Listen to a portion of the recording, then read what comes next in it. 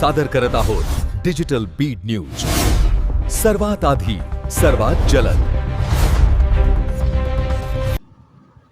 मुलाला वाचवायला गेलेले आई वडीलच खाली कोसळले. 21 ऑगस्ट छत्रपती संभाजीनगर मधील कुसेगाव परिसरातील सकाळची सुरुवात एका कौटुंबिक वादाने झाली. घटनेच्या आधी कुणालचे त्याच्या घरच्या सोबत भांडण सुरू होतं.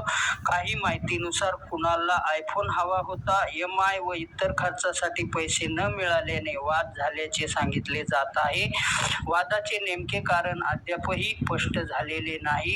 वादानंतर कुणाल घरातून निघून थेट खावड्या डोंगरावर पोहोचला. सकाळी सुमारे 10 वाजता डोंगरावर असल्याचे कुटुंबियांना समजले. मुलगा एकटा डोंगरावर असल्याचे कळताच आई संगीता व वडील मुरलीधर घर सोडून तातडीने तेथे पोहोचले आणि पोलीस, अग्निशामक दल, सरपंच आणि स्थानिक नागरिकही येथे पोहोचले. आई वडील त्याला घरी परत येण्यासाठी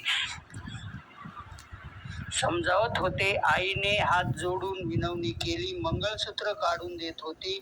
जमिनीवर डोकं टेकून रडत मुलाला परत येण्याची विनवणी करत होती. जवळपास 3 तास कुणालला समजवण्याचे प्रयत्न सुरू होते, पण सरपंचांनीही तुला आयफोन देतो असं सांगून परत येण्याची विनंती केली.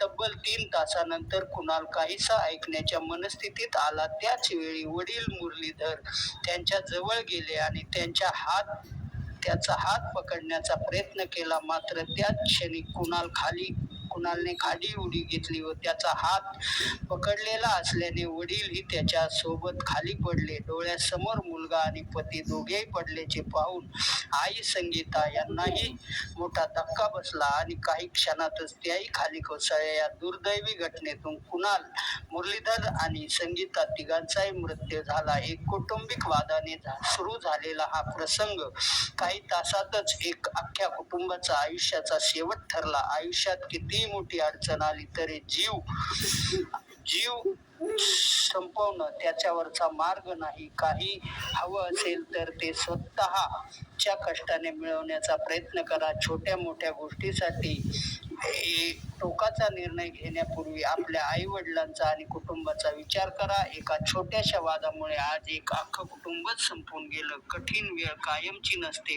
पण आयुष्याची किंमत अमूल्य असते. कुणाल, मुरलीधर आणि संगीता यांना भावपूर्ण श्रद्धांजली. आपण जर आमच्या चॅनलला नवीन असाल तर सबस्क्राईब करा. डिजिटल बीड.